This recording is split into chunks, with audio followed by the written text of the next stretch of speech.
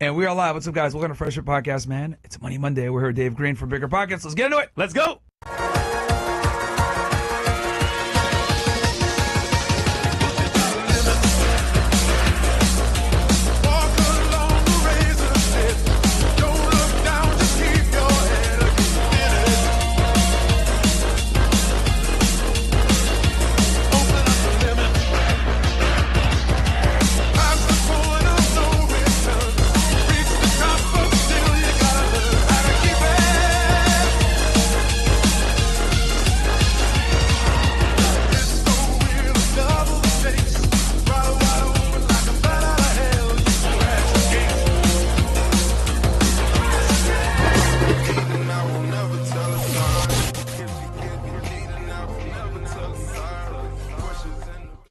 We're back. All right, and we're back. What's up, guys? Welcome to Fresh Air Podcast, man. We are here for Money Monday with Dave Greene. We're going to be talking about real estate, man, one of the best in the industry to talk about it.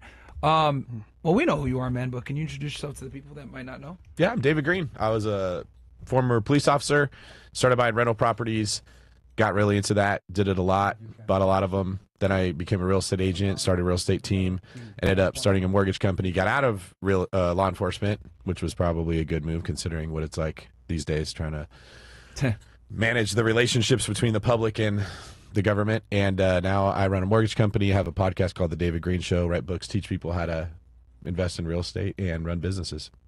Last time you spoke about Airbnb. Do you still do Airbnbs now? I still have them, yeah. Yeah. Are they still doing well, or is it kind of hard with the marketplace? I don't think anyone's Airbnbs are doing great right now because as the economy does great, people travel more. You do better with that. As the economy does bad, one of the first things people cut out are vacations. So Airbnbs in general are doing bad. The economy in general is doing bad. And real estate, from the perspective that I take, tends to float with how the economy does. Right.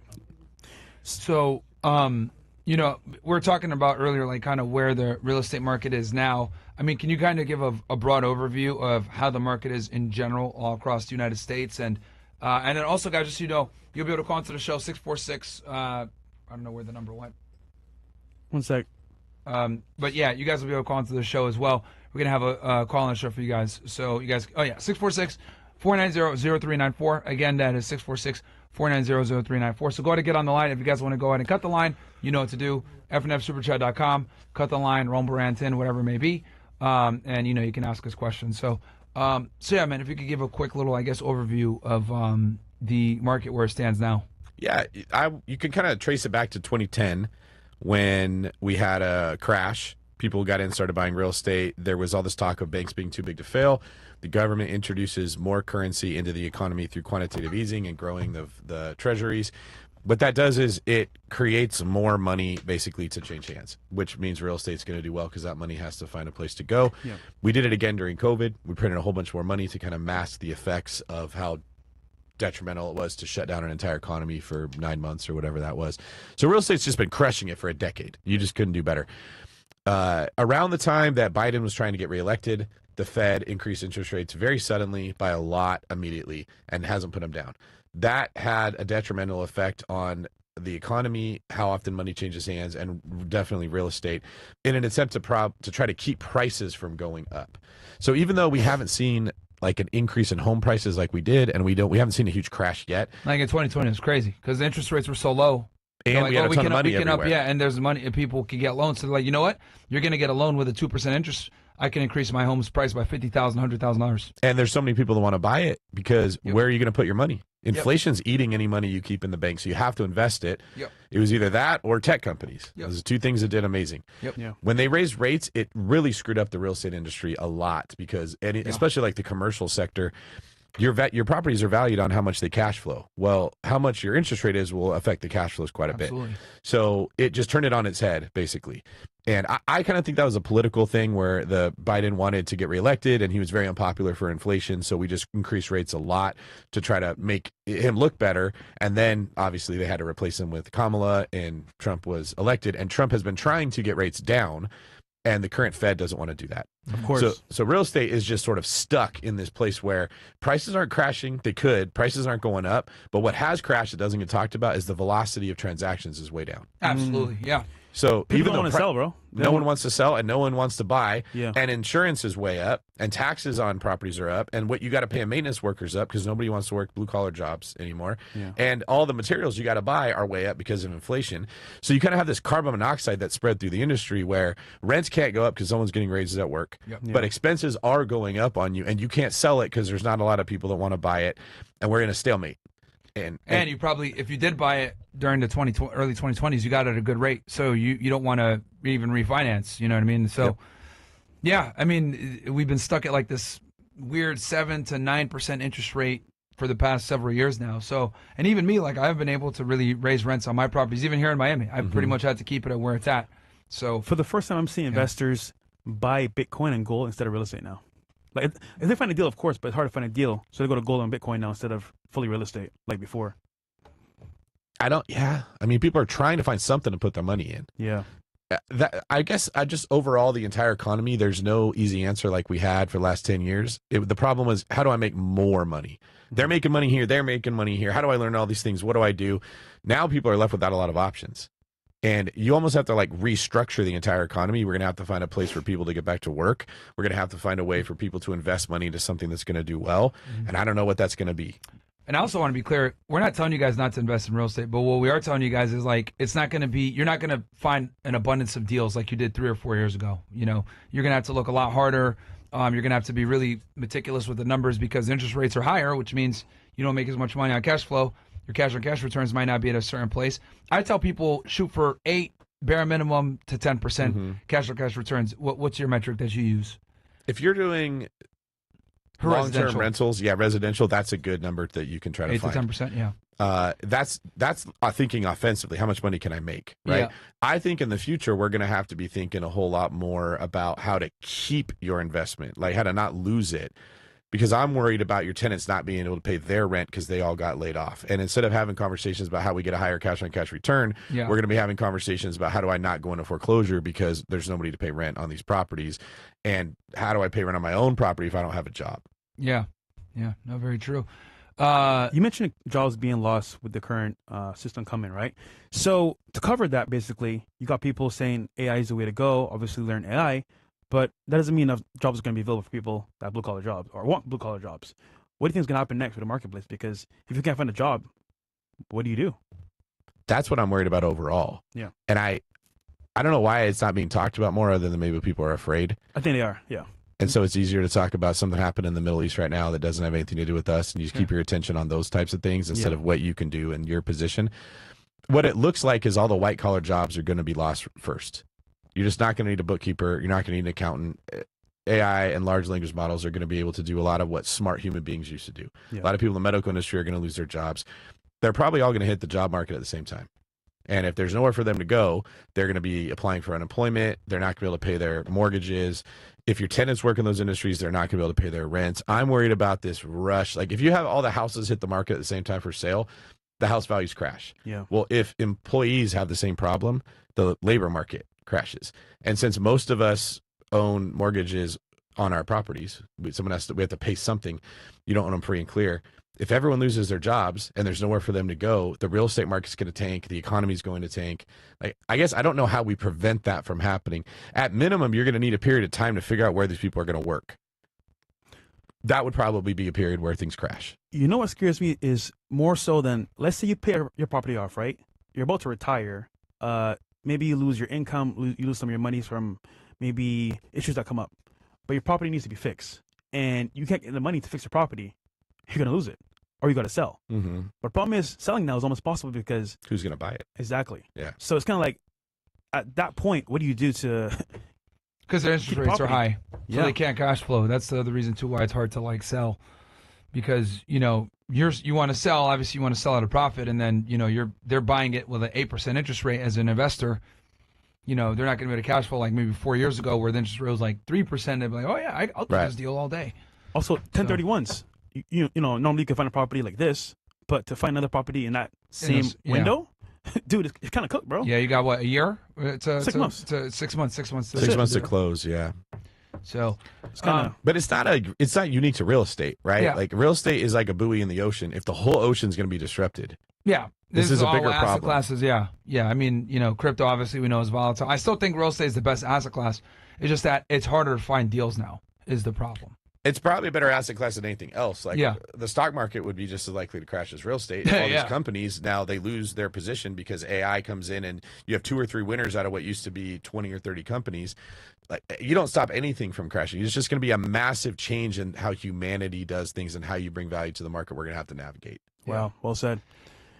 Again, guys, number to call into the show 646-490-0394. We'll open it up to Ready you to guys. connect. Click connect to show now. So you guys can go ahead and get your questions in when it You are comes connected to as real the estate. host. Airbnb as well. Welcome, host. You are now in the host room and can manage your callers from the call-in studio web interface. Do they have to hear this?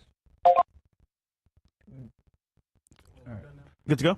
Are we good now? Okay. Smooth. Sorry, guys. Yeah, that's the service that we use for it. So we're live now on it. So again, 646-490-0394. Dave's also an expert when it comes to Airbnb. Tell us a little bit about the Airbnb market. So we talked about residential real estate. What about Airbnbs? Yeah, that's like hospitality, right? Yeah. So you have 2 different basic categories of Airbnb or short-term rentals. The first would be just practical things like your company says, hey, I need you to go to Columbus, Ohio, and I need you to live there for 3 months, or you're going to go visit your family out somewhere. You stay at a short-term rental instead of a hotel.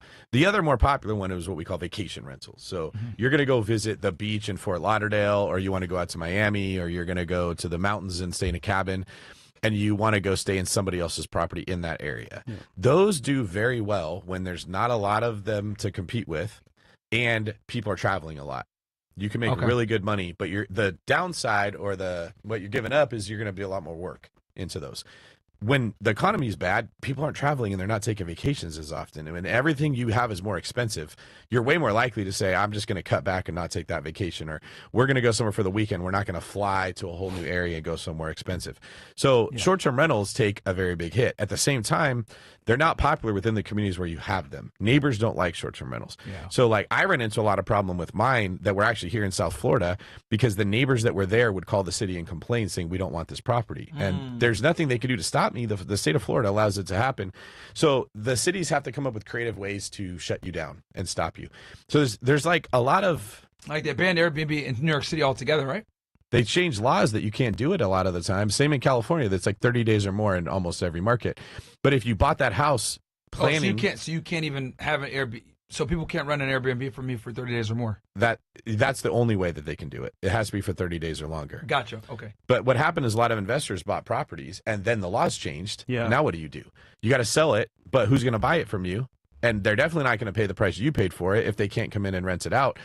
And there's a whole lot of people in the real estate space. It's kind of like, this is a weird example, but like you got in the ocean and the tide's like right here, and then it goes down to your feet real quick and you feel stupid, right? Like that happened in the real estate market where a lot of people entered in and they ran their numbers and they did their due diligence and they did what they were supposed to do. And then boom, the rules change, the economy shifts, everything changes. And now the investors are scrambling like, what do we do with this? This is why I always stayed away from Airbnbs. I know that they were like really popular years ago, and I saw a bunch of people making a lot of money on them, man. But dude, I always looked at it like, if I got to rely upon the vacation market to be strong to get cash flow, I was like, dude, fuck that. Like, because you can make money hand over fist, but it's a job too, by the way. When you got to maintain cleaners, property. Like, dude, Airbnbs, bro. I had a friend used to manage them as well, and people would say, "Oh, well, there was cockroaches in here, or it was a bad place," and then you get a full refund. I'm like, what the fuck? They do. Everyone does that. It's like a game where they show up and they immediately start looking for something wrong with the house to hold it over your head, and they threaten a bad review if you don't discount their stay. And now there's like TikTok channels and YouTube channels teaching people how to do it. Yes. And you're exposed to that, in the culture that we have, right? So Myron's strategy is definitely like a defensively sound way to look at it. I think the future of investing, you need to spend a lot more time thinking about the types of jobs in that area. If this is a blue-collar town with like plumbers and drywall workers and city workers and sanitation engineers that are working there, they're going to be able to pay their rent. Right. But if it's like San Francisco, Austin, Texas, tech that can be replaced by AI and all those people lose their jobs, you could have bought the best property at the best price with the best cash flow, but there's no one to rent it from you. So on record, there's actually a number that says people have lost 180,000 jobs in tech so far. And AI isn't even fully here. Right. So that's scary, bro. Very scary. And that's supposed to be sound, a good career, a longevity to your success, But tech nowadays is like fly by night. It's not secure. And that's just tech. What Yeah. about when this hits the white collar jobs? Cooked, bro. It's cooked, bro. I don't know any way out. Actually, let's talk about actual universal income. Yeah, that's what I hope I'm wrong. Yeah. Right. But when I play it out in my head, what it looks like is AI comes and takes all the tech jobs first. Yeah. And then it comes and takes any job that requires you to be an intelligent person. Lawyers can charge a lot of money because they know a lot of stuff. But when a large language model can search everything in the history of case law and give you an answer for this is your odds of winning your case, or this is what... I know people that hit ChatGPT first and they say, okay, I need a lawyer. I don't need a lawyer. So they completely take away the consulting fee from a lawyer. Now they say, okay, you know what? I need this lawyer to be specific and I'm good. your job as a lawyer is kind of diminished because now I go to ChatGPT, boom. Yeah, or you're a doctor that spent 20 years looking at radiology images or Charts. MRIs, and now they don't need you because AI can do it better than you can. Yeah. All the intelligent people that used to be valuable to society are the first ones to be replaced. Yeah. The people that survive are the ones that can do something with their hands Plumbing. that the AI can't replicate. Like everything's getting turned upside down. We've been talking about how like a plumber can't get a girlfriend. Right? Let's Now, go. he's going to be the new king of the mountain Yeah. for a while. But like how our entire economy is going to adjust to this, I can't see us not having a period where there's going to be local areas that get decimated because all the people that work in those areas lose their jobs and other areas do fine. So like if you're in like a blue collar suburb like Connecticut or something like that, I know you do some of your investing there. I don't think that's super tech heavy. I don't think you have a bunch of doctors, lawyers. But what if you live in Beverly Hills and like you make your money from being really smart? Who's going to want to rent a house in that area? And I don't know if you can predict how it's going to work, but we're talking about universal basic income. You're going to have panic. You have everyone like, what do? I want to work. Where do I get a job? And now whoever the president is has to solve that problem. When I watch what we're doing with the big, beautiful bill and manufacturing and tariffs, I think Trump is looking at this like, I got to find a place for people to have a job when this comes, because it's going to come. Working in a plant, like your M&M and 8 Mile, building cars or something, is something you can do to have a job, to give people somewhere to go. If we don't have manufacturing, I don't know what the answer is. Like, I'd be listening to someone else. I'm open to hearing it, what we're going to do for people to work. I don't know what that's going to be. Yeah. And when people panic and they're threatening to riot, you have to do something to placate them. And I think you're going to have politicians that will offer universal basic income. Like, hey, everybody relax. We'll give everyone $5,000 a month. Don't panic. Stimulus check. Yeah. And then we become a socialistic economy. Control. If you don't do what I say, zero account. And the people who don't do anything anyways like that. It's like if we're going to have a buffet where it's like a potluck, everyone brings something. If you weren't bringing any food, you like a potluck. But if you're the one that spent all day cooking, you don't like that you did a lot of work and brought something of value, and someone else just threw some bread rolls in there and they're like, okay, we're good to go here. I think we end up a socialistic country. And if you own real estate at that time, you're probably like, you'll have some wealth, but I don't know how you acquire any. Yeah. When you can't be an entrepreneur, you can't go make your own money. Or maybe if you can, it's just way harder, and there's way more competition. That's my fear of like the direction that we're going in. Yeah. Honestly, bro, combating this is going to be tough, but I think having a network of people that you trust that have money as well will help you kind of navigate it. But yeah, man, it's not going to be easy. All right, phone calls? Yeah, we can. 646-490-0394 is the number to call into the show, guys.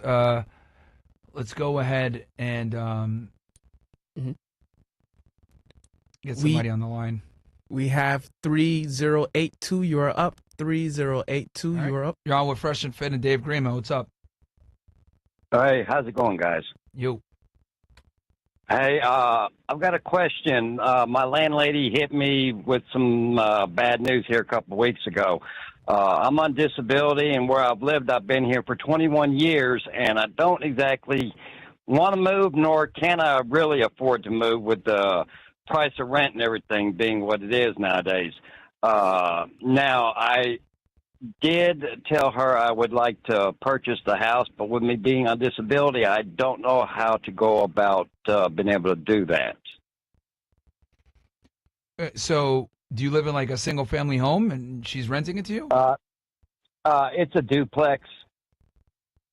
Okay. Okay, so she lives on one side and you live on the other? Oh, she rents out both sides.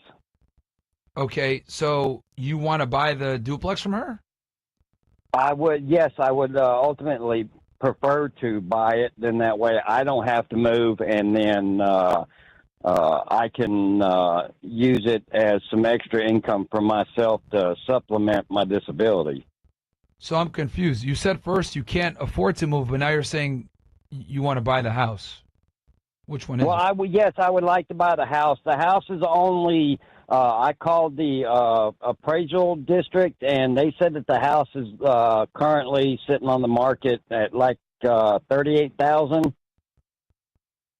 A duplex for $38,000, bro. Where do you live? In Texas. Got to be out What there in the the middle of fuck? nowhere. The Badlands. 38,000 for a duplex is crazy, bro. But are you disabled, bro? He's disabled, yeah. Yes, I am disabled. Don't you get government housing for that? No. Well, it depends No, on how he's disabled. yeah, no, they, I can't even get food stamps. They say I make too much money. Oh. Okay, military disabled? No, I drove a truck for 20 years. Okay, so I'm trying to figure out here. So what's the specific question? So you're saying, are you asking whether you should buy the house or not?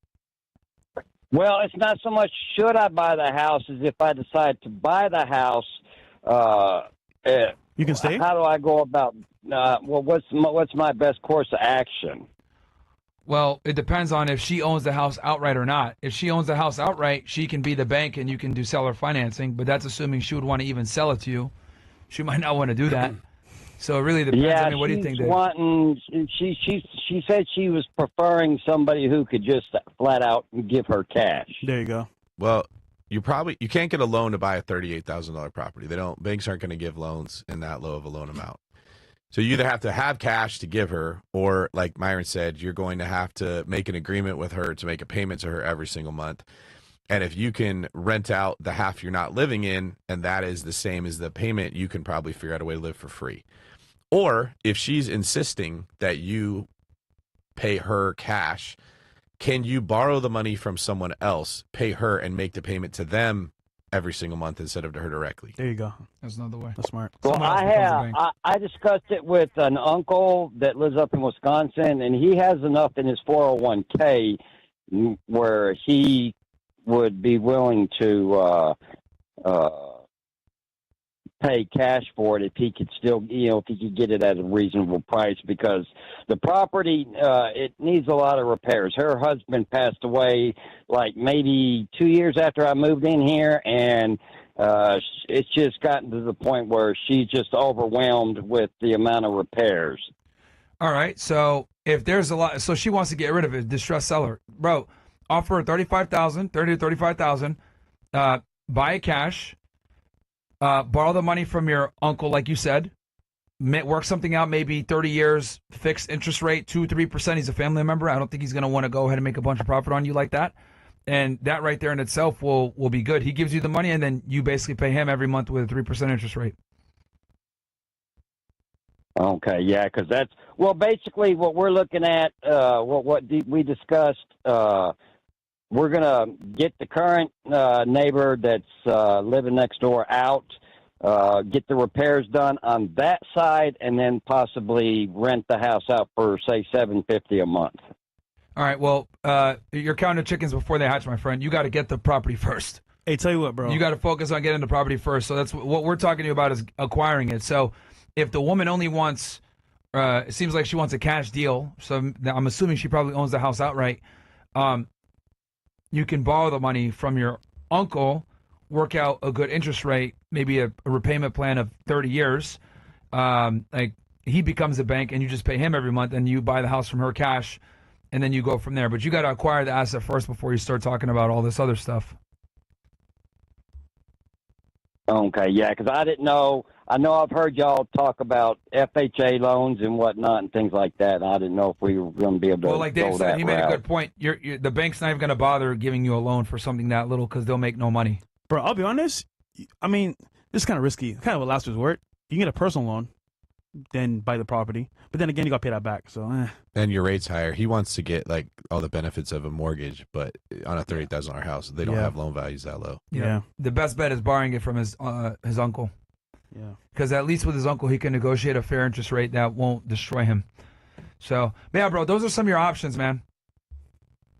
All right, yeah, because I like to say, currently right now, like my rent's only like $300 a month, and paying that, and then any income that come in from what's on the other side of the house, then what's the address, that bro? should be more than enough to pay that brother, back. send me the address real quick, bro. What? I want to see something real quick. Send me the address for a property. All right. Yeah, dude, but I think that's the move for you, bro.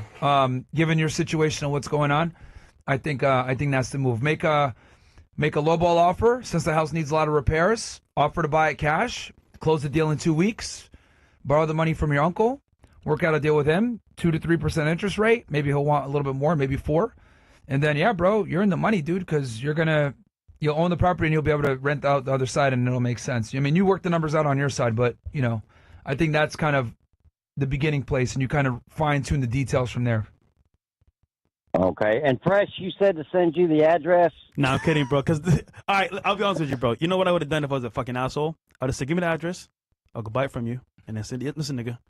If I wanted to rent. Rent's going up. I'm just kidding. No, but don't share the address, bro. Do what David said. Have your uncle pay for it, bro. Best scenario, and then go from there. But again, bro, that's a steal, bro. $300 for rent is fucking amazing. It's fucking amazing, bro.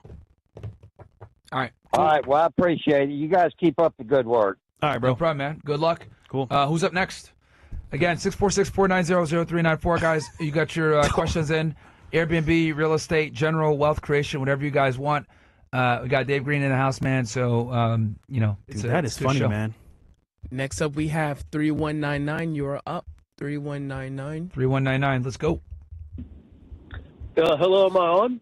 Yes, you are. What's up? You're on.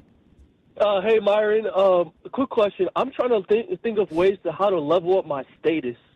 Like I'm a professional MMA fighter, and the last time I tried to level up my status, I called out Hassan Piker because he pissed you off, and that actually raised up a bunch of viewers online, like on Twitch. But the thing is, I'm very controversial. I also do believe that for example, I'm the type of guy that will say free Palestine, and I believe that it's hard to do that when I feel like there's a thing called thought crimes, or I feel like there are things that are stopping me to become famous, or leveling up my status, or having ways to to build up a YouTube channel. But the thing is, bro, how old are you? I'm 22. I have a life full ahead of me. I'm a hardworking person. I'm 4-1 in MMA right now. I've been listening to your channel religiously for about over a year, and y'all guys are my hero. You, Fresh, Mo, Kris, all you guys are my heroes, and I will die protecting y'all in y'all's name. I appreciate that, man, but you don't have to, bro. Yeah, so let me make sure I understand this correct. You want to be famous? Well, I'm trying to level my status through MMA fighting, but the thing is, I'm a controversial fighter. How would I level up how would I talk to fans because in the fight game, I can't say free Palestine. I can't say, like, people see me as a misogynist. People see me as a racist. People see me as all these names. When in reality, I'm just a controversial fighter. Yeah. So look, bro. I think you got to pick one, right? Do you want to be a fighter or do you want to be an influencer? I would say you're 22 years old. You're young. Fight. Keep your mouth shut. Right? Stay away from divisive topics that can destroy opportunities for you. And then once you get big enough where you're too big to fail, then you can kind of go ahead and start saying and doing what you want. But you're trying to dance on top of the mountaintop without having gotten to the top yet. So you got to get there first. Then you can go ahead and people will care about what you got to say, or you can risk that type of that controversy, bro. Because the thing is like you gotta put yourself in the shoes of like the bookers and the platforms. They're looking at it like, okay, we got this guy that's 4-1. He's an okay fighter, but is it worth bringing him in and all the drama, right? To bring him in, and when we can get somebody else that shuts their mouth and just fights, they're going to go with the person that's a lower liability every single time. So if you want to be controversial and be able to say the things that you want to say and do the things that you got to do, you got to make it where it's worth it for them to take that risk with you. Does that make sense? Yes, sir. But Listen, bro. I feel like Caller. it's hard to be. Caller, you got to pick one, bro. You got to pick one. Fame, You just gotta pick controversy one. doesn't work together, bro. Unless you're Kanye West and you're up there. If not, bro, you're cooked. Remember, it's corporate, bro. But the thing, the fight game, they want people like a McGregor because it sells promotion. Of course, but you're not McGregor, are you? No, I'm better than McGregor. All right, nigga.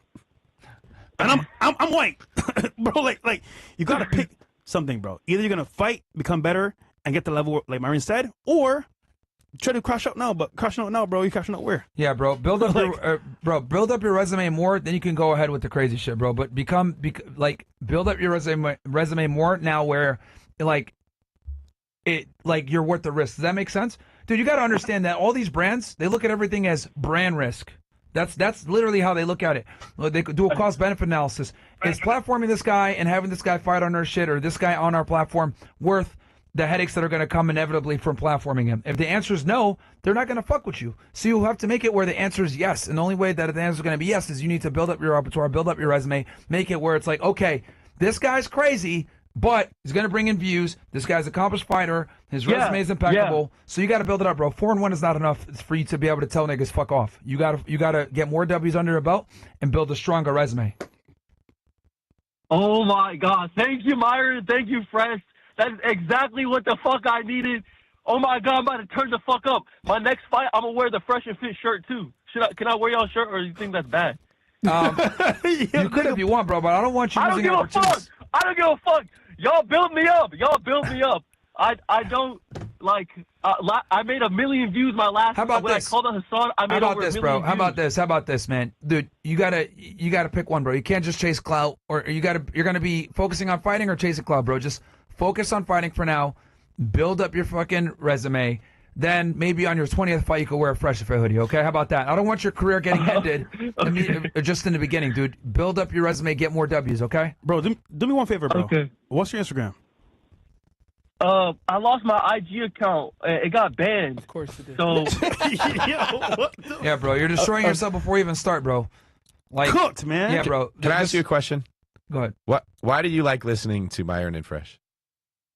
because they speak truth. Okay. Would you say they're the best at what they do? They speak from the heart. Do you think they're the best at what they do when they give advice and they explain things? I would listen to Myron and Fresh more than my parents. Like, but you listen to them because they're good at podcasting, right? Do you listen to them because Myron has a need to be significant and he wants everyone to know who he is? Or do you listen to him because he's very articulate and he's thoughtful and he's been through a lot of things in his life that gives him a well-rounded perspective where he can see through stuff other people can't? Right? You talking about Miskiff?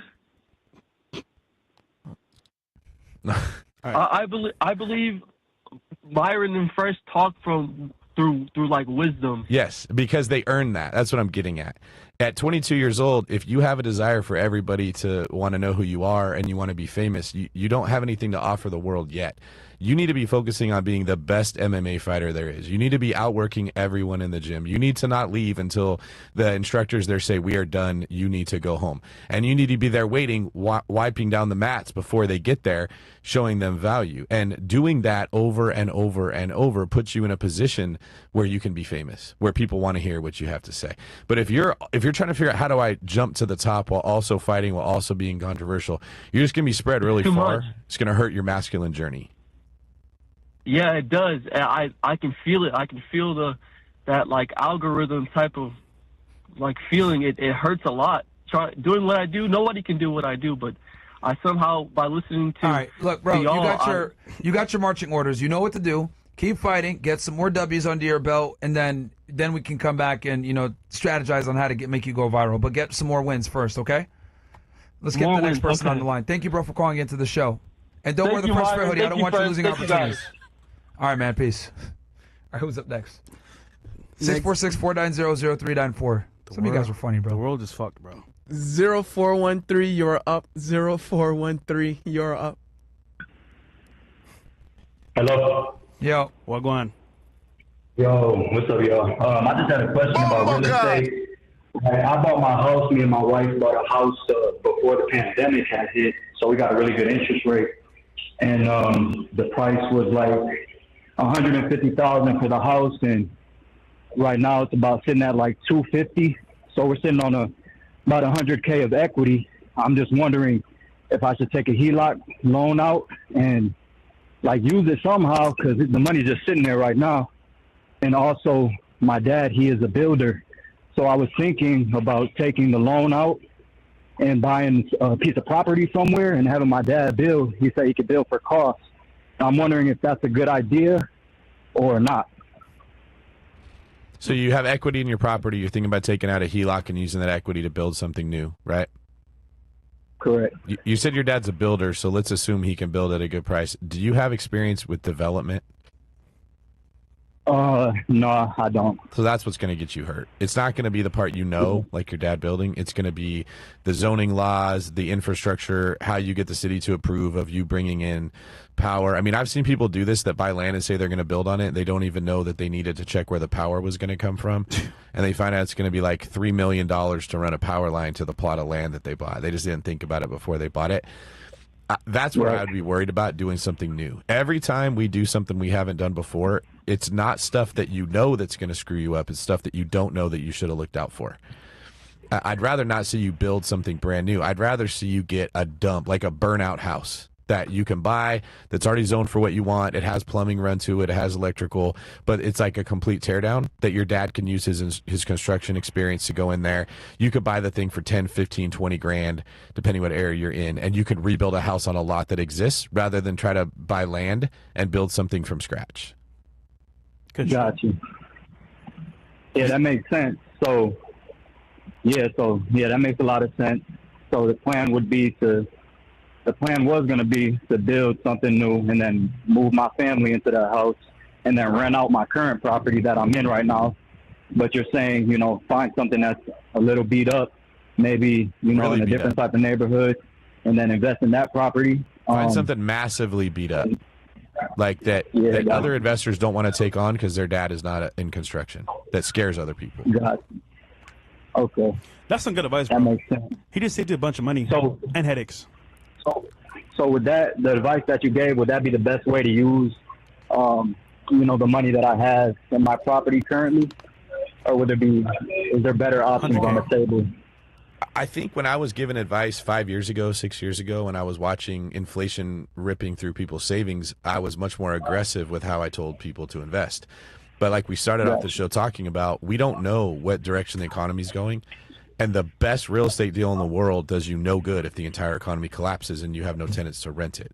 So I don't think you need to have this feeling like I got a hole burning in my pocket. I got 100K of equity I need to use. That mindset was applicable when there was a lot of options everywhere. I think you should be thinking, how do I keep what I have? How do I play defense? And if you have an incredible opportunity like we talked about, that's the best option, is take out a HELOC and buy it, or sell the house and put some of that money towards the new one, as opposed to thinking you need to have two of them. Because if, let's say you're in an area that gets decimated by AI coming in and laying everyone off. Now, not only are you not able to finish your construction, but you lose the house you have. Versus if you sold it, you have that cash in the bank. When that comes in, you may be able to buy something at a really good price. Right.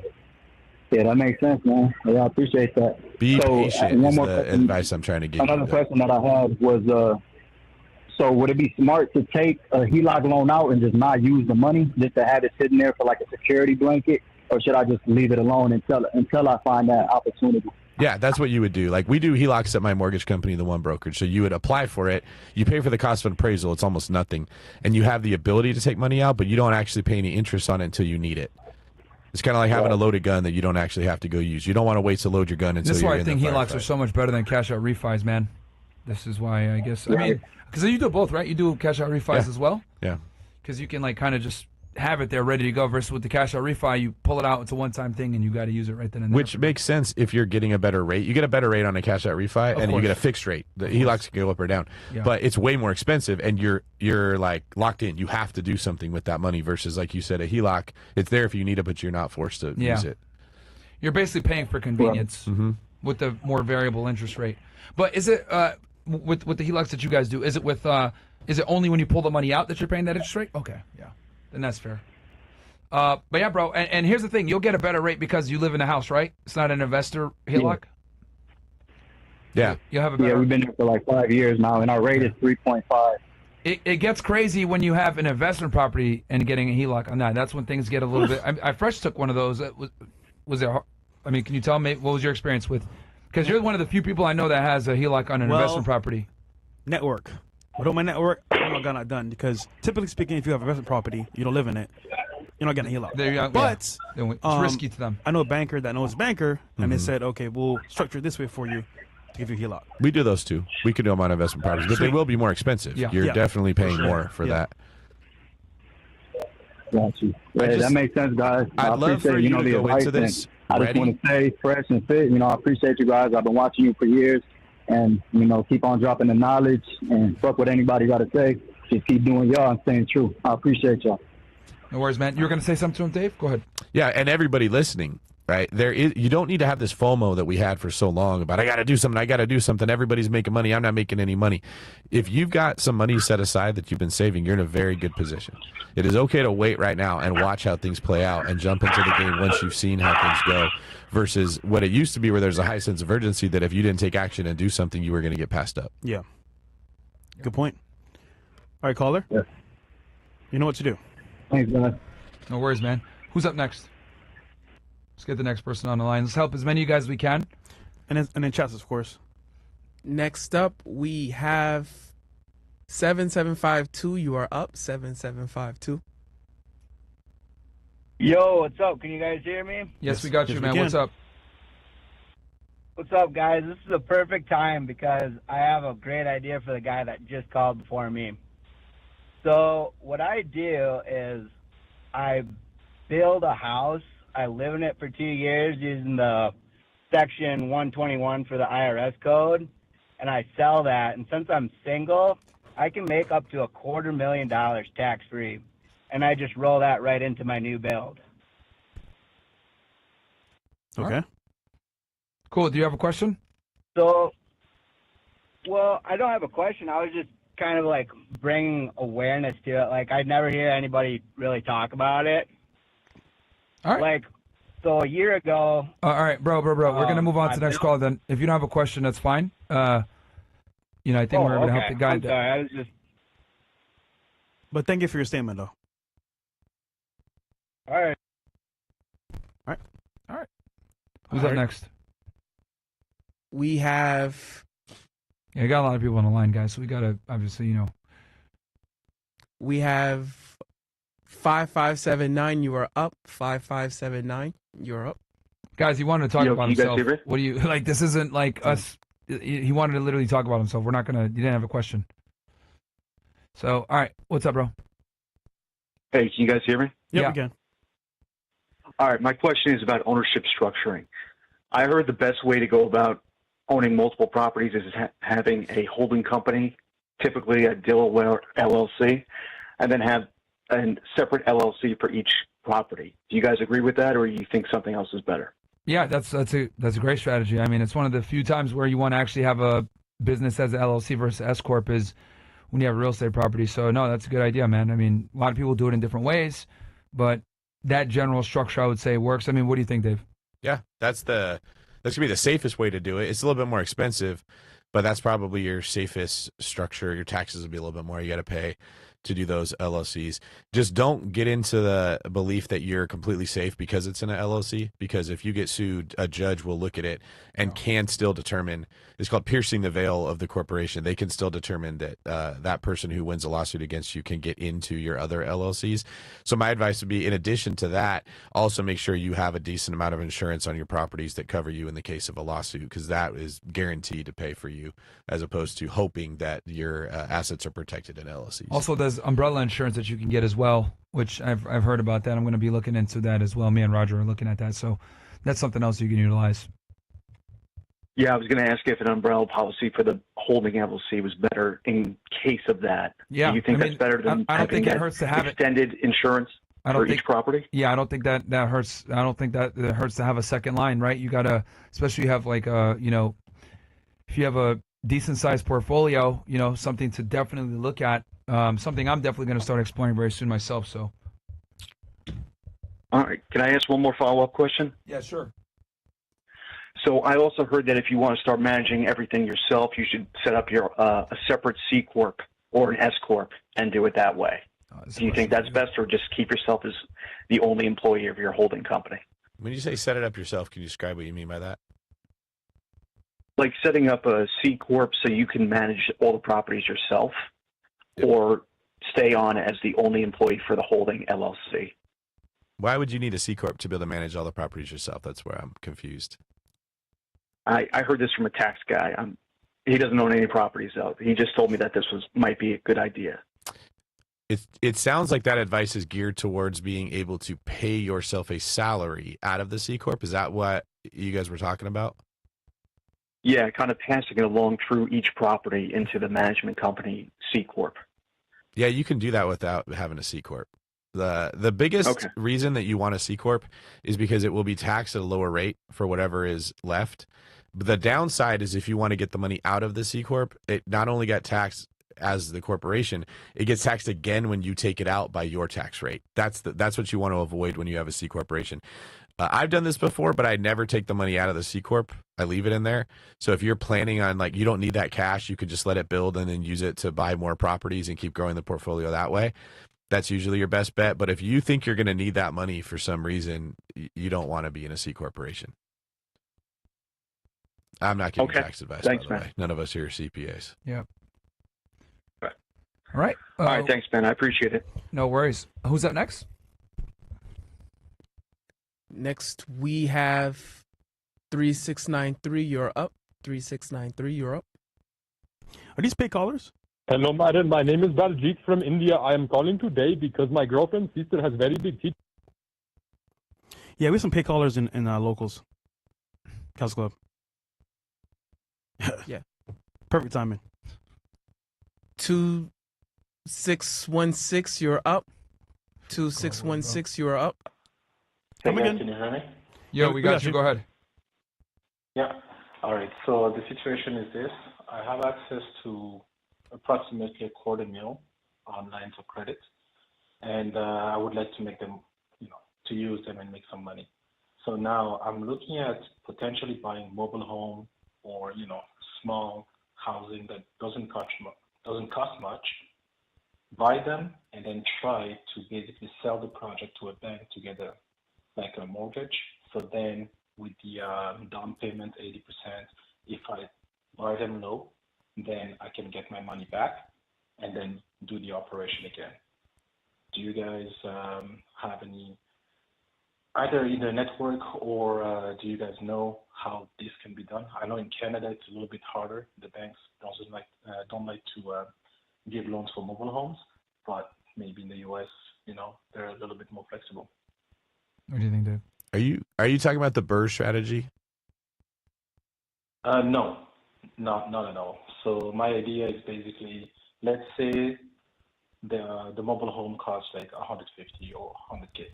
I'm gonna try to buy it for like 70K, and then get a mortgage for 80K. So that I need 10,000 because they will give 80% loan to value, and then the 70K I use it to pay back my line of credit. I make profit and I reuse the 70K to try to purchase another one and just make the money rolling. So you're keeping the property and refinancing it, or you're selling it? I am buying, and then I will keep the property, put some tenants in it. They will pay back the mortgage. I will make my money from the sale. That's the idea. And reuse the same amount of money, or, have like some money to purchase them cash. That's the idea. Are you following this question? It's a bit confusing, man. Very disconjointed. Okay, so let's say I have 100. There is a property that costs 100,000. I have $70,000 cash. So I will suggest them.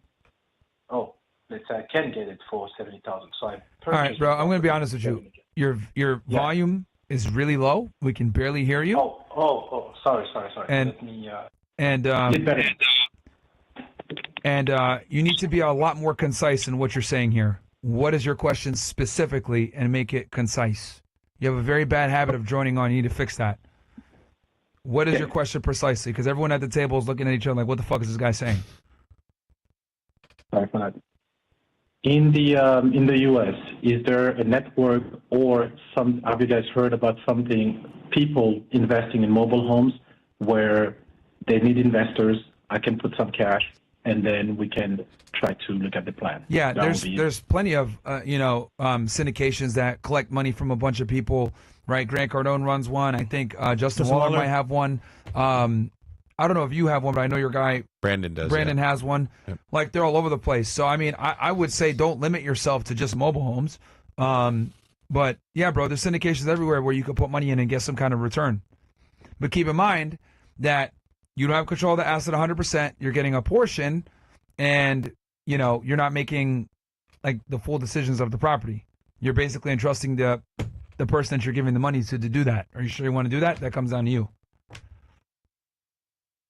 Okay, it's all going to depend on the numbers. Another way around it is you can also invest in REITs instead. Because it seems to me like you want to be involved in real estate without having to deal with all the other bullshit. A REIT might be another option that you have instead of using a syndication. I'm already in REITs, so that's why I try to diversify into different things. Why not buy your own house, bro? I do have my own property, and I do have, So I'm trying to diversify essentially, but okay. So then, if you already have your own properties and you got REITs, syndication is something that you could definitely explore as well. Just, keep in mind that you're not going to have as much, leverage or power when you get into syndications. You're kind of at the mercy of the investor and what they decide to put the money into. We can do foreign national loans at the one brokerage. You could buy a property yourself and not have to put your money into other people's stuff. It's kind of I don't know if it's well known by people that are not in my circles, but there's a very large amount of syndicators that are all losing everybody's money. Yeah, I believe it. Right now. I believe it, yeah. Yeah, I would not join a syndicate right now if I was an investor. Any deal that I do at this point, like, I would do it myself 100%. I would not fucking, There's a couple. There's a lot of people losing money, and that could continue happening. This isn't the environment that if you don't know anybody in the U.S. and you're trying to find someone that you just heard about other people talking about, you don't want to be investing in syndications right now. Guys, if you notice, the tone here is to be smart with your money and not just throw it out there because hard times are coming. So that's the tone here. Yeah, it's. I understand. Thank you guys. No worries, man. All right, bro. Take it easy, bro. Bye. Yeah. Let's. Who's up next? Do we do the paid callers on locals? That was the paid caller. Cool. Shout out to all our guys in Castle Club. Shout out to all you ninjas. All right. We have 4813. You're up. 4813. Hello, you hear me? Yep. Perfect. All right.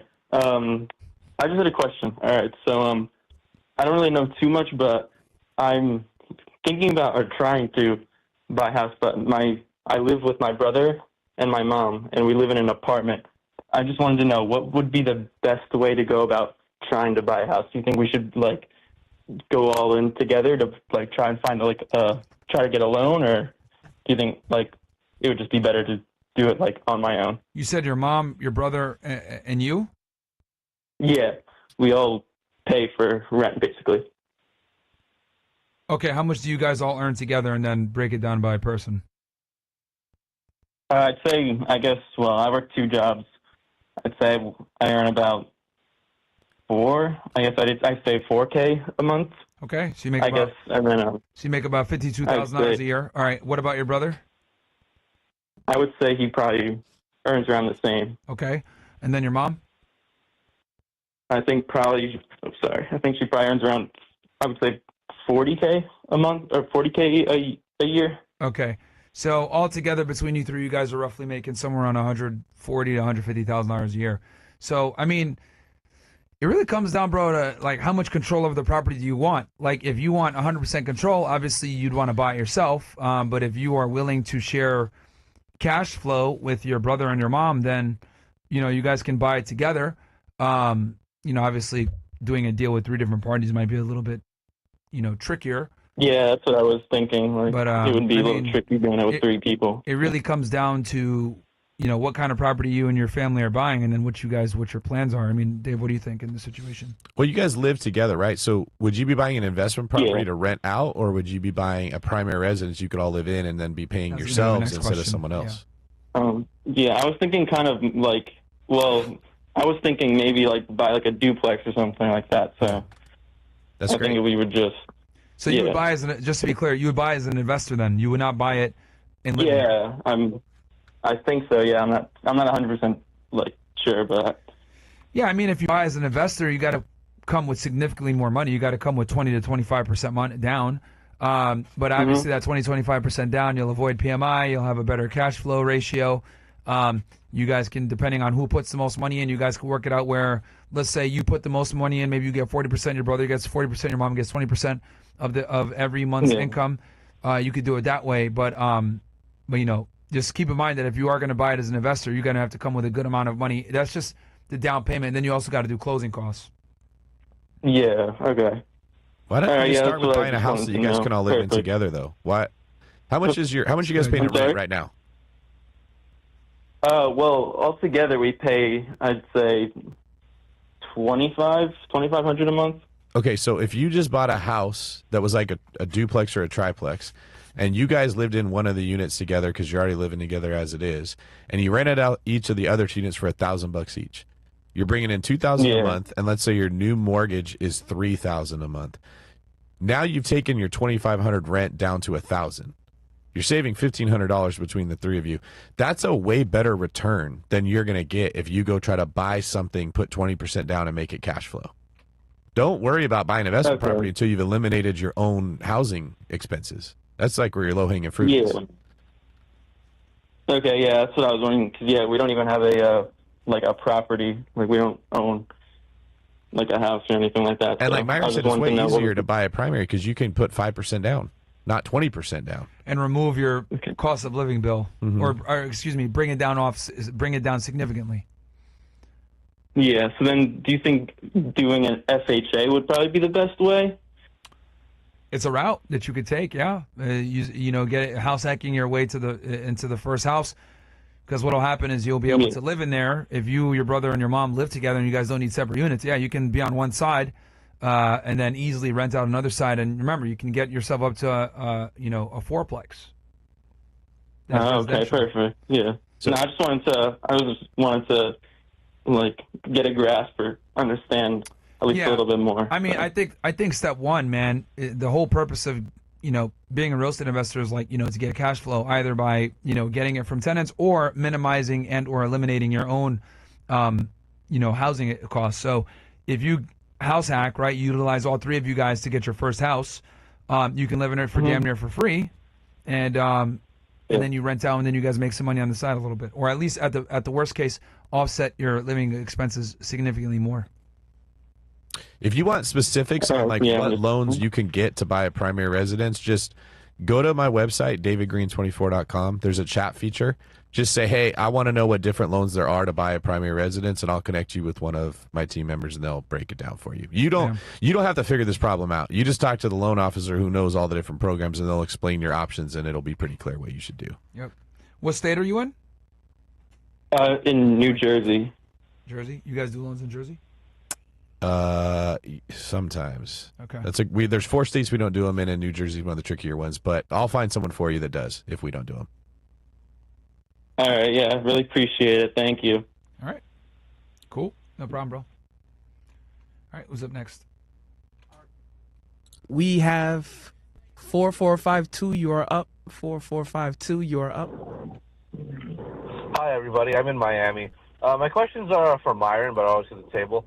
So I've decided to go to med school. I basically got blown out of big tech. I was a senior at Microsoft, senior at Google. And that whole AI thing you guys are talking about, it's already pretty much here. So, I'm 32 now. I'm calculating I'll be 37. You got laid off? I start residency. Yeah, I got laid off 2 years ago. I was making over $700,000 a year, man. Wow. So, 180K jobs lost. Yeah. And I actually know one of the guys that was on one of your old podcasts. So, there you go. And I had like 3 or 4 years of, good. And, I have always wanted to go to med school. I'm doing this now because I kind of don't see any other option that's kind of AI proof. Do you guys think it's a dumb idea? And my plan, by the way, which I've just achieved, is that I'm a funded trader. So I'm basically going to support myself plus loans doing that through med school. I know it sounds super far-fetched, but do you guys think it's a dumb idea? No, I mean, they're always going to need doctors. I would just say, if you're going to go down the route of being a doctor, try to be a specialist if you can, if your goal is to make as much money as possible and not be easily replaceable. So, being a specialist, whether it's a surgeon, urologist, cardiovascular, whatever it is. So I would say just try to get into a specialist role so that you can make significantly more money. Yeah, I was thinking orthopedic surgery, but, just at the time, it's whatever I match into. But, yeah, it's going to be one of the hands-on ones, not like radiology, for example, like one you guys just mentioned. All right. Have you looked into if AI is going to replace those jobs in the future and when? So it's two things. Right now, under the radar, radiologists, I know them, they're kind of using ChatGPT to kind of like excel their bill rate, right? Eventually, and I've seen companies like HCA doing prototypes where they're kind of using models like that, quote unquote, to speed up jobs like that. I don't think being a radiologist or a doctor is going to go away. I think it's like, what are you going to do that's going to make it more valuable? So, for example, being an interventional radiologist would be the thing probably, aside from just looking at pictures, right? But then at the same time, who wants an application telling them they have cancer? That might be more right than the doctor, but you would need, I guess, kind of like that representation. I'm a consultant right now in life sciences too. I work remotely. It took me 2 years to find that job after I got laid off. And a lot of what we're doing, like I built a chat bot for one of our companies. They fired their entire contract review department. That was not my intention. That's what I was told to do. I just met with that customer. They fired 30 people because of what we built for them. See? I'm not joking. I'm not exaggerating. Serious. It's hair, dude. Yeah. Yeah, that's what worries me about just the housing market, the economy. What I'd hate to see is if it takes you 6 years to graduate and then in by 6 the time years you AI, finish, your job's already taken. By the time, because what we all look at AI, what it Cooks. could do right now, and people will say, "Oh, it can't do that." The thing is, AI teaches AI, and it exponentially increases how fast it learns things. Yeah. Yeah, I'm thinking about surgery, so that's hands-on. I mean, I think as robotics get better, I think it might automate some part of it from now. Even like plumbing, you guys just talked about, right? Like, well, they have a bunch of Chinese companies. Their product actually is in Miami right now. They work for Amazon, I guess fulfillment type third-party companies, to where they're learning how to do, physical labor. It might get to the point where, it's not that you won't need a plumber. It's how valuable is a licensed plumber going to be, right? So you might have one plumber that could do the job at 10, maybe 30 or 40 years from now, whereas you might need, a payroll of maybe 10 plumbers to do that same job.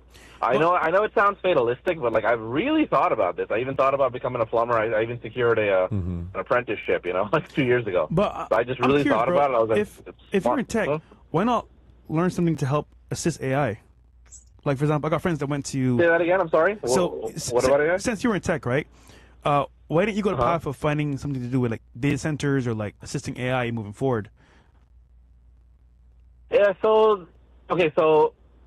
here's my opinion, right? I've had the unique experience of being a senior at Microsoft and Google. I guess, email you guys proof of that later. Technology usually enables a person to do a job for a company, correct? Yeah. AI is enabling companies to do jobs for themselves. You don't need people or consultants anymore. Right now, people are consulting and I guess making money off of AI or the idea of AI, but the end goal is to just not have people. Yeah. I know big tech companies right now they're not even employing Indians to do jobs overseas remotely anymore. They're that are educated. They're hiring Indians off the street and just training them how to use ChatGPT.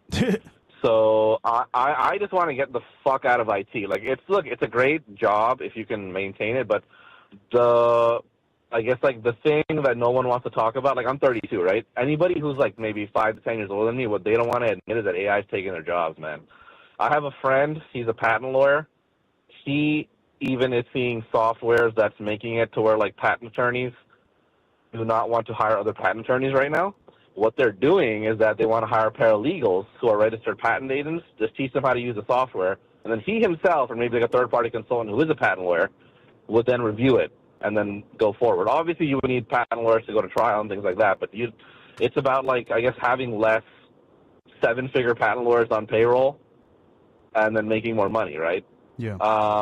And in my mosque, I don't mean to like religion drop or whatever. I have one of the top patent attorneys in the country. He is agreeing with me, in terms of patenting. AI is it is alarmist in my opinion, some of it, but a lot of it is also not it's not fake, man. If anybody's gonna go to law school, unless you're going to one of the top ones, I wouldn't even go, bro.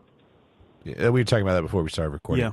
Yeah. It won't. That'll be an easy thing for a large language model to figure out how to do better than a smart person. Just they can review everything that's ever been recorded 100%. as far as case law and your odds of winning. And you're not going to need a lawyer because you're going to have one lawyer who could do the job what used to be 100 people because they have AI equipping them. Props to you for thinking this way. It makes a lot of people uncomfortable to discuss anything that is going to reveal they're going to have less power. Yeah. Right. We just like to dismiss it, make a joke about it, write it off because it's uncomfortable to think about the fact that we may be helpless. No one likes to admit it, but I think that that's what the wise people are. They're swallowing that pill early. Yeah, I mean, it's not easy, but what are you going to do, man? Yeah. A year ago, I literally had a model girlfriend. I was living in Collins. It was amazing, and then boom, bro. Boom. So, what are you going to do? Keep fighting. Well, thank you guys for listening to me. All right, no worries, man. Who's up next? Have a good day. All right, bro. Take it easy. I just saw you. There you are. 3240, you're up. 3240, you are up. Hey, what's up, Mo? What's up, Bills? What's going on, guys? Yo. Yeah, it's DPG, man. DPG. How's it going? Yep. What's up, man? Yeah, so nice to meet you, David. Nice, thanks for being on. I just had a quick timing of the market kind of question. You guys were talking about how everything's kind of no one knows right now. So I own 15 acres of land back home in South Carolina on the countryside, and I'm thinking about building a lifelong family home. I don't know if I should start the building process now with the lumber costs and all of that thing, or do you guys think that's going to be coming down anytime soon with the tariff situations, et cetera? Should I wait a couple more years before I build that, or should I go ahead and jump on it now? What are you thinking? I don't think the price of materials is going to go down with the tariffs, for sure. And then we know, lumber, for example, went up after the conflict with Ukraine and Russia. So, waiting for the price to go down, I don't know if that's a viable option. What do you think, Dave? I think for the foreseeable future, the way we have always looked at stuff, there's no reason to think prices are coming down. Yeah. The unforeseeable future, which is what we kind of been talking about on the show, we don't know how things are going to go. There may be robots that 3D print houses, and the cost of labor comes way down, and it takes way less time to build a house. And if that happens, the cost of housing will come down because we can build so many more of them. I'm preparing for that at some point, so I'm prioritizing the area that you buy in as opposed to the house itself. So if you could get something in a very desirable area that people want to live in, it doesn't matter if housing is cheaper because the land itself is going to be worth more. Something with a better view, something in an area near a beach, anywhere where human beings are want to live, better weather, I'd prioritize that over a big, beautiful house in North Dakota somewhere that no one's going to want to be. Yeah, that's the thing. I'm not buying a house to look to rent or anything in the future. This is going to be a family-owned home that is going to last forever, I don't see any hundreds of reason years to wait type if of that's thing. the case. If that's the case, bro, I don't see a reason to wait. Okay. Because you're not. I was hesitating on pulling the trigger, waiting on some things to maybe change. But like you said, with the AI situation, that might be a thing. But I don't know if that's 2 years from now or 20 years from now. It's around the corner, but no one really knows what the deal is. Yeah. Yeah, and then the time that you waste. So, yeah, bro, I look at it if you're going to buy that thing, because to me it doesn't seem like you're buying it from an investment perspective. You're buying it more from a personal perspective. If that's the case, bro, then just buy it. Just get it done. Yeah, that's what I was thinking too. I just my hesitation, man, with all the stuff going on. That's what it is. No, I understand. I can't make the decision. Think it over more, but like I said, if your goal is to have it just be a family home, and your goal isn't to profit off of it, or then there's no point to wait. Well, the only one thing that I am waiting on is my sister is most likely going to move into it. She's got 3 kids, a really young one, and then 2 teenagers. And they're probably going to end up taking it over, and then so forth and so on. Good job, man. But she still owes money on her current house. Well, I think somewhere close to $200,000 she still owes on that. So I'm thinking of maybe getting that paid off first, so that we can then sell that and use the money towards the new house. That's the only thing I'm really waiting on, and then I guess prices will that'd be do the what way they better do. move, because why do you want to keep paying a mortgage for a house you don't live in anymore? Yeah, exactly. So that's probably my first goal, is to get her house paid on off, and then I'll look into building her a new house. There you go. WDPG thing, yeah, man. I don't think that's a bad. Yeah, I don't think that's a bad move. Doing big things, bro. Shout out to you. Yeah. It's nice to hear someone that Yeah, cares man. about his family. He's trying to do something to help out his nephews and his sister. All right. Oh, yeah, for sure. Cool. Take care, guys. Thanks, bro. Who's up next? He just donated right now. There you 7672, you're up. 7672. Hey, how's it going, guys? Can you hear me? Yep. Go ahead. Hey, there's a question for Myron. It's pretty much, I have a friend he's like 19, 18, and he just told me that he was getting drafted. He's going to school to be a cop, so I figured he was in front of the list, right? Which is kind of worrying, because the whole war with Iran and all that stuff, you never know what may happen. I doubt that your friend got drafted, bro. I heavily doubt your friend got drafted. I mean, I wouldn't believe, I mean, that's what he told me, I can't.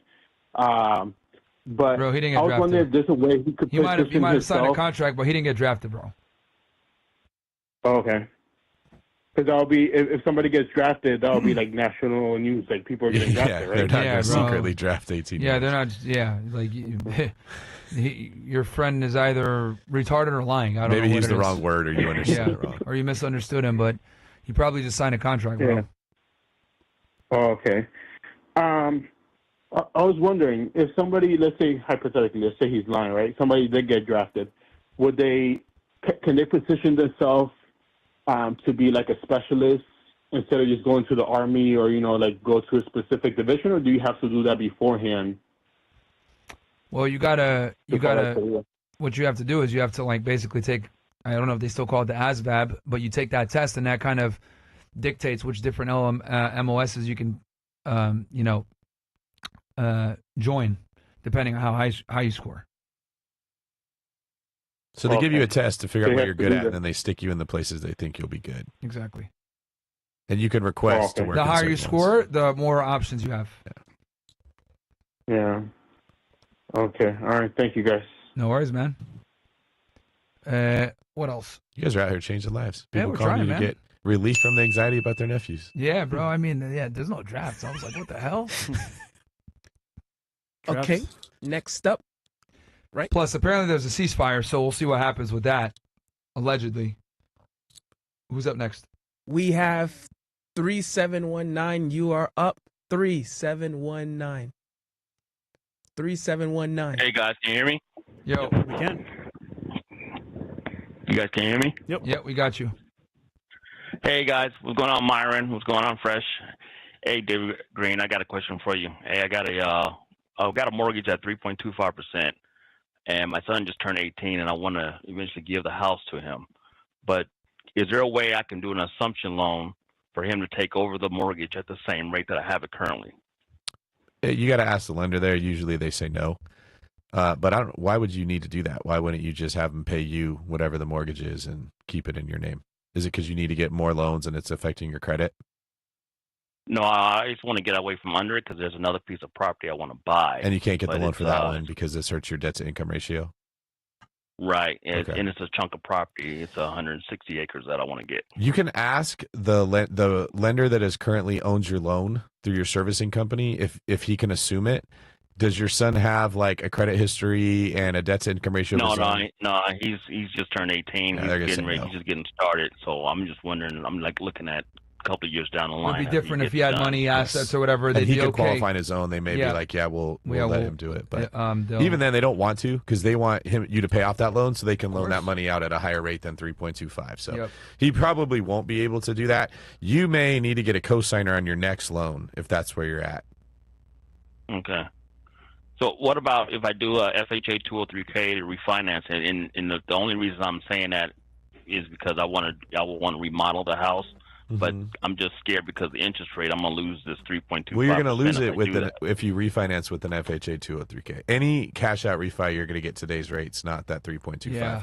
You could take a HELOC on it and keep your 325 and use that money from the HELOC Bam. to upgrade the property and keep it, and then you just got to pay off the money you borrowed on the HELOC because that'll be Because that's like a rate. separate loan on the side, right? Versus a cash out refi. Right. Yeah, dude. Yeah, I'm just trying to. Bro, don't refinance that 3. When you said that, I was like, what the fuck? Like, dude, do not refinance that 3% rate. You're not going to get Yeah, that you know, again. I'm getting bumped. You know, I'm up here in Idaho, and our values have just went through the roof. I bought the house for 300. It's worth 650 now. We're just getting an increase of people moving up here, and the values are. And I get all the phone calls. Wait, calling right now. wait. Hold on. So it's worth. You bought it for 350, and it's worth 650 now. Yes. So what? You got like 300,000 equity, 400,000. Right. How much is the property that you're trying to buy? It's 390,000 for 160 acres. He wants to keep the one he has, though. So Yeah, his son can he have doesn't it. want to sell. I want to give it to my son. Right. I want to gift it to my son because I sold my. But he could do a quick HELOC and backstory. pull some of that money out and do the other deal, right? Yes. Well, I left Cali in 2021. Sold my house for $1 million. Moved up to Idaho because I got out of California. I'm a No, federal that's not what I'm saying. contractor. If you have And I almost wanted to 400,000 give this house equity, to him. you have like almost 400,000 equity, and the other property you're trying to buy is 400,000. I mean, it would suck because your HELOC payment's gonna be high as hell. That's why I didn't say he should do that Yeah. automatically, because his HELOC payment will be higher than if he got a full mortgage. And it'll be 30-year fixed rate locked in. His HELOC will go. If rates go up again, his HELOC rate can go up. Wild, yep. Yeah, you have what we call golden handcuffs, where it's like an awesome rate, but you can't do a whole lot with it. You don't have flexibility with that. So you're probably going to have to figure out a way to get a loan to buy your next property, which is you either make more money or you get someone to co-sign for it. We could look into that for you. And then your son's going to make a payment to you, or he's making the payment for you so you can keep that rate if you want him to live in that house. Okay. What's your contact information, David? You can find us intake at theonebrokers.com, or you could just go to davidgreen24.com. There's a chat button on there, and you could just message me, and then after the show, I'll get your info, and I'll connect you to the right person to go over your options in more detail. Boom. davidgreen24.com. Thanks, guys. No worries, bro. We got you, man. Cool. Thanks. It's Myron. Thanks, Fresh. No problem, Have a good man. one, guys. You're one of the best guys to ask. That's like the best caller we've had this whole time. Yeah, Let's that was a good have question. everybody be like that. That's David's your the man. ideal Yep. call-in person. Yep, that was a very good question. Very detailed. Well, very specific, which is good. Who's up next? Next up, we have 9263. You're up. 9263. Hi. So, I just want to say, I'm a computer engineering major, and I'm just wondering, I'm entering my junior year in college, and I was just wondering, what should I do concerning, like, skills I should learn, like, to maybe do something on the side, or to do something to have not just more money, but to have, like, Get a blue collar something trade. in case. Get a blue collar trade. That's what I would say. Obviously, you got your tech. You got you're doing computer science, or you're doing something with computers. That's all good. But also go ahead and get a blue collar trade to diversify your ability to, enter the workforce from different angles if something doesn't pan out. Yeah, also in tech, job security is going to be hard to come by nowadays, but cybersecurity is a demand, is at an all-time demand still. So cybersecurity is what you should get into, I would say, to have longevity. But then again, a blue-collar job would help as well. Okay, so to be honest, when you mean blue-collar job, do you mean like plumbing or learning like a skill? Plumbing, electrician, any trade that you can, bro. power HVAC. lineman, HVAC, basically things that AI can't replace. For now. Picture a 22-year-old person living in their house, and the power goes out, and they don't know how to flip a circuit breaker, or there's a leak, or the HVAC doesn't work, and they don't know what to do, and they Google, I need a person to fix this. You want to be that person whose name shows up when they do that, because that's the majority of the country right now. Okay. You don't want to Thank be you. an Uber driver or Mhm. be a DoorDash person because some Waymo is going to take that job and they're going to go drop off people's food. It has to be a thing that a human brain has to be able to solve and a human body has to be able to execute on fixing. Okay. All right. Cool. Okay. Thank you. All right. Who's up next? And it's Next already 9:30, so we'll get wrapping up here very soon, guys. We've been on for about an hour and a half now, so who's up next? We have 8910. You are up. All right. 8910, go ahead. Hey guys, this is Marvin. How are you? Yo. Doing good, man. What's up? Good, good. Yeah, so I got my dream job working in corporate, but it turned out to be a nightmare, and I hate my job. My company is sneakily laying off people, and I know this, and I'm doing all that I can to climb over my colleagues in order to save myself. I know it's not the greatest thing or the most righteous thing, but I'm doing it to stay alive. But one way that I want to get out of this corporate job in this rat race is liquidate credit cards to buy a home and investment property. I'm leveraging my brother and my mom's credit card scores and what we're able to pull from everyone's credit and buy investment property. I have the cash in hand, but I don't want to use my cash. I want to use other people's cash. So I just wanted to get your idea on different ways on how I can liquidate these credit cards. You said you already have the cash in hand, but it's your cash? Yeah, so I already have 100K, right? But I don't want to spend my own money because I want to be able to invest in other areas. So I want to get a 0% APR credit card and for like a long period of time and buy a house with that money. So the thing is, bro, is you're only going to be able to liquidate credit cards to a certain point, right? Like you won't be able to liquidate like that much money where your entire down payment is going to be. It also depends on what route you're going to use to buy the house. Are you going to buy the house with, with an FHA loan, or are you going to buy it as an investor? So my plan was to possibly live in it for a year and take advantage of an FHA loan, and buy multiple homes with this $100,000 credit. Well, you're probably going to only be able to do. It's very difficult to have multiple houses under contract at the same time. It's also difficult to buy multiple houses with $100,000. Yeah. Are you new to real estate? Like, is this a new thing you're just kind of checking out? No, so I currently have one investment property now, and I want to build my portfolio. And Where do you live? Half with my brother. Where do you live? Dallas, Texas. Yeah, with 100,000, bro, you're not gonna really you'll get maybe one house with that. I mean, unless you're gonna do a FHA loan. I'm assuming the other house you don't live in it, right? You just rent it out. Correct. Also, bro, when you go through this route of using credit cards, you got to pay it back still, though. Yep. So it's kind of like you use other people's money. You got to pay that back. Sure. It sounds like you're saying you don't want to lose that's- your own money. You want to lose your family members' money.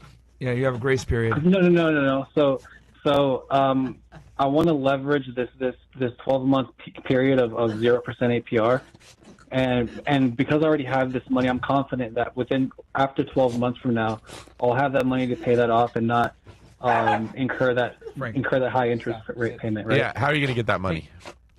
Like you're going to save it? Stay. Yeah, correct. So I'll save it and I'll invest what I have now to get at least 15% back. So why wouldn't you just save the money and invest in a year when you have it instead of buying it at a high rate, risking it? Then you got to get a loan for the 80% that you're going to put on the house and 20% comes from the credit card. Are you just anxious to want to get started, or do you think that prices are going up in the future? Yeah, so I don't want other opportunities to slip away. I already see a lot of good opportunities, and I'm beginning the journey of opening these credit cards and hopefully liquidating them. But my question, why I'm calling, is just to ask you guys, like, if I were to liquidate a credit card, like how can I do it? I mean, you call the credit card company and tell them you want to take out a loan or you want to maximize it and use it to buy a house with. I just can't tell you in good conscience that that's a good idea. I don't think you should be using credit cards to buy a house. The only people I would ever say should even think about this are people that have a lot of houses, have done this for a long time, and are not likely to get caught with anything they're not expecting. And I still wouldn't tell them to do that right now, where there's so much uncertainty in the economy and where jobs are going to come from. And like, there's some markets where we already are expecting to start to see crashes in prices, right? You go and you do this and you buy a house, and that market ends up being one of the ones that crashes. And now you just lost all your family's money, and you trash your credit, and you got to pay these credit card companies back with interest after a year. Yeah, this is not the time to be taking risks like that. Okay. Just give yourself, No, I mean, take all that desire you have to get ahead and be ambitious and put it into working and saving your money. Okay. Yeah, I mean, I'll look at different areas, but that's good feedback. It doesn't make sense for you to liquidate a card, pay a lot of interest on it, and then pay that back in a year when you could just save the money in a year and not have to have all the risk. Well, my plan is to pay before that interest kicks in, and I'm 100% positive that I'll have that money ready. Did you hear this from an influencer selling courses on how to buy houses with no money? No. It sounds like okay. Was it a YouTube? No, but I mean, I have heard it. I have heard it online, but other people that I know are doing it, but the route that they're doing it doesn't seem safe or legit. So I was just curious if there was other routes to do it. There is no safe or legit way to borrow money on a credit card for a down payment to then borrow money from a bank for the rest of the payment, and then have to save a bunch of money to pay all that money back in the environment where real estate is an uphill battle more than it's been in the last decade. I don't want to shit on your dreams here, my man, but it is okay to wait, and maybe the price of homes crashes, and then you can go buy one for 5% down, and the price drops to 300,000, and you can buy a house for 15 grand, and just rent the rooms out to other people and kind of start slow and safe. Yeah. Okay. Keep paying attention though to like learning about real estate. Listen to podcasts, read books, educate yourself while you're waiting, and that'll kind of help you scratch the itch of feeling like you need to do something. Check out my show, The David Greene Show, completely free. You don't have to liquidate a credit card to learn about it. Yeah. Okay. Very good. All right. All right, man. All right, we'll do like two more and then head up. Okay. Next, we have 7024. You're up. 7024. Hello? Yo, hello? Hi, can you guys hear me? Yeah.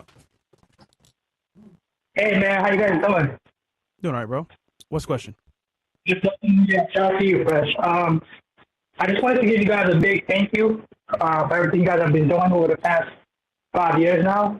Most importantly, I want to thank you guys for actually teaching me how to be a role model to my little brother, you know? Because me, myself, I've always been like a minimalist. I've always been focused on myself. Like, I'm 27 years old. I have 2 food trucks. I have a duplex, and I have a multi-family home in New Jersey. Nice. But I've never been that type of person where I was able to, like, I've always been a good student, but never a good teacher. And that was something that you guys taught me and how to, you know, influence my little brother from doing that, because he's been on the TikTok, the Instagram. He's 19 years old. I remember when he graduated high school, he wanted to go straight up to college and do something with at Ohio State University, but he was trying to chase some liberal arts degree. But at the same time, I realized that my mother didn't have the money to pay for it, and everybody was looking at me to pay for it. All right, bro. But you know how it is when you're... Bro, your mic is kind of too loud.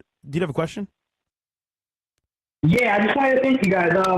That's all I wanted to do. Thank you guys for teaching me how to, you know, influence my little brother how to focus on the right things. That's all. All right, shout out to you, bro. Laugh your brother, and we'll talk next time. You should get somebody on here that has a food truck. I'd be curious what the finances work like on those. Ooh, we had a girl that was doing food trucks, vegan food trucks. Did pretty well for herself. 6 figures a You year. got very low overhead. Yeah. The low amount of items. You probably won't waste a lot of food. That could once be like you a own the good truck, hustle. it's kind of like... Yeah. Yeah. And you could probably use money to buy the truck. You could get like an SPA loan. I bet you that you could buy the truck and the equipment to start with. It's like a good owner-operator way to learn business. Food truck. Oh, yeah. We should, actually. And then last caller, Mo. All right. 3057, you're up. 3057, you're up. Hey guys, what's up? Yeah, My what's up, question here is for Mr. Greene. I live in Canada, making around 100K a year Canadian, and looking to buy a property in US and rent it out. So my question is it a good idea to do that? And if yes, is Michigan a good place to start with?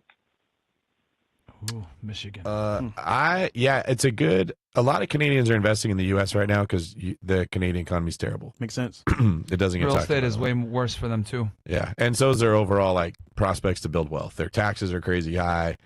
They don't have a lot of opportunity. So we can do loans for you as a Canadian citizen to buy in America. The down payment's a little bit higher, but it's not ridiculous. It's not like other countries where you got to put like 50% down and pay the money back in 5 years or anything. As far as where to invest, I would recommend the Midwest. So the last 5 years, you see markets that were crazy hot was like what's cool. Everybody wanted to be where the pretty girls were, where the good weather was, where the big South jobs Florida, were. Texas. That's it. And what's the Austin, markets Texas that are is the getting fastest destroyed one. right now? Yeah. Right? South Florida, Texas, because people are leaving those correction. areas. It's a big correction. That's exactly right. So now, rather than people looking for where's the prettiest girls in the warmest weather, they're saying where's the cheapest gas and the cheapest food and the cheapest rent. And I think that's going to be the Midwest. I think that's your best bet if you want to see a safe environment for the future.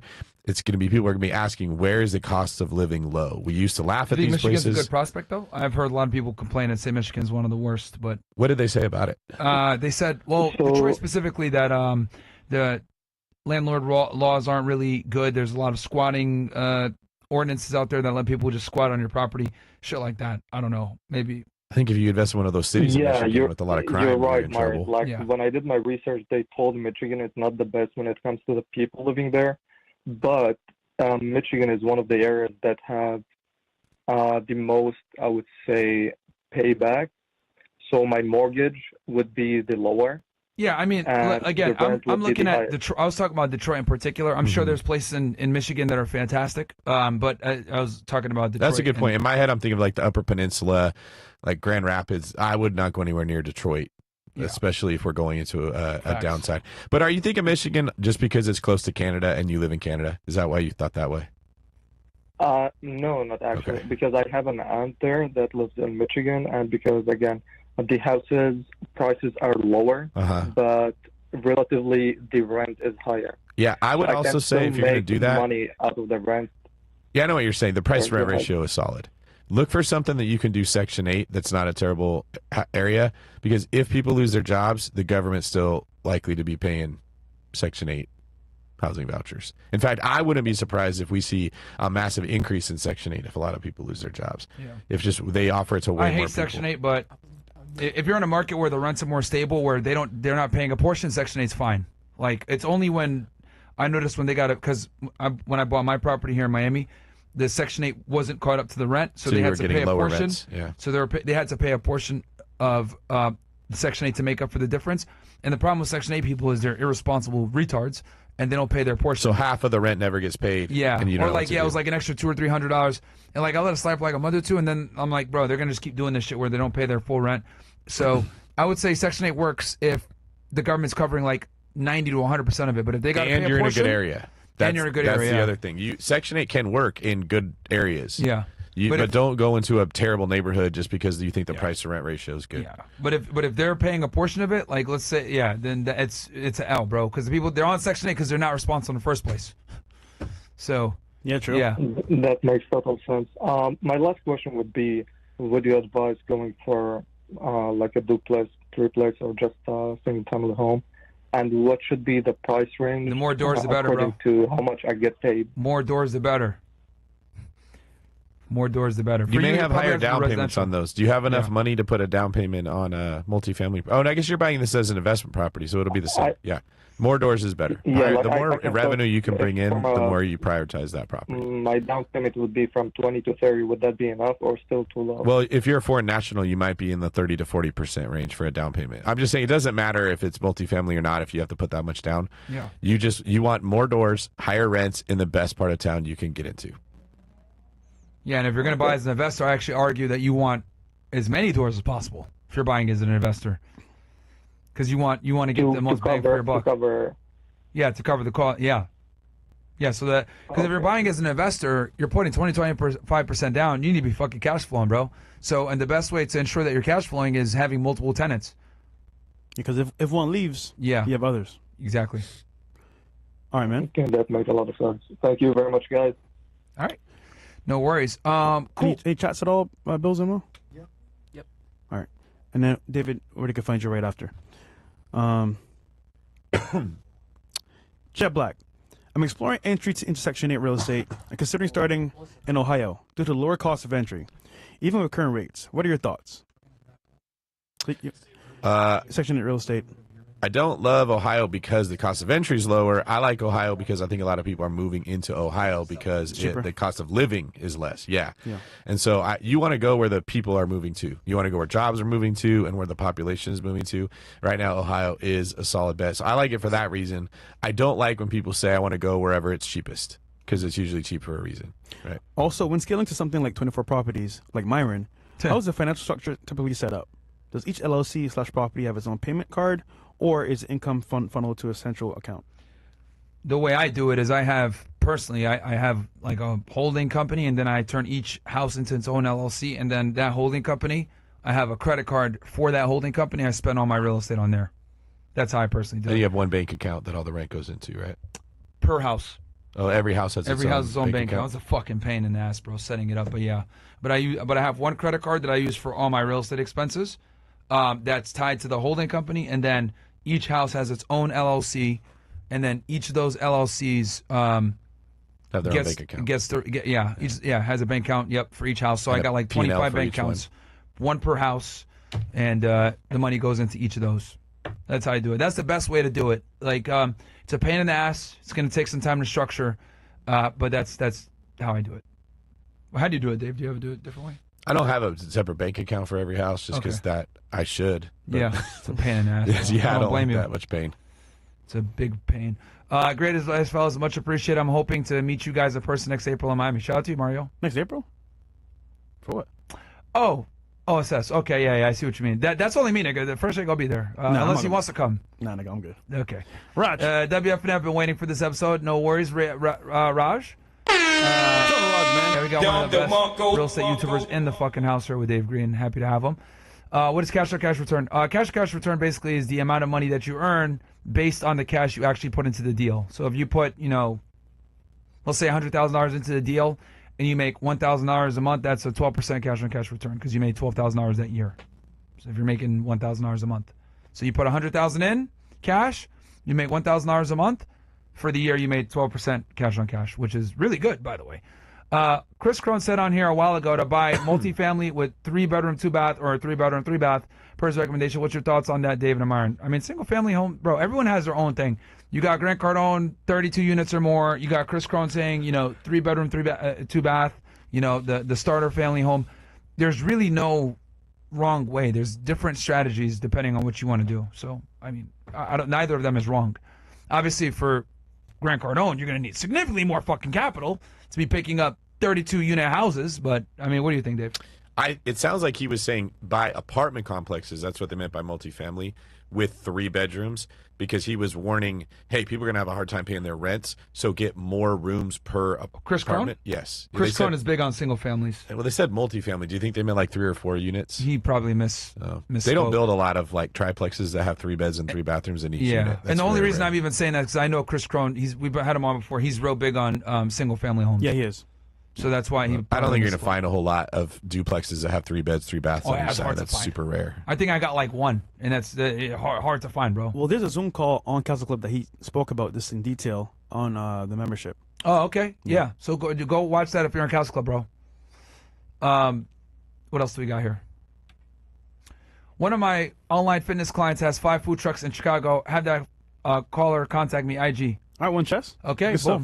There you go. Anything else? All right, guys. I hope you guys enjoyed the stream, man.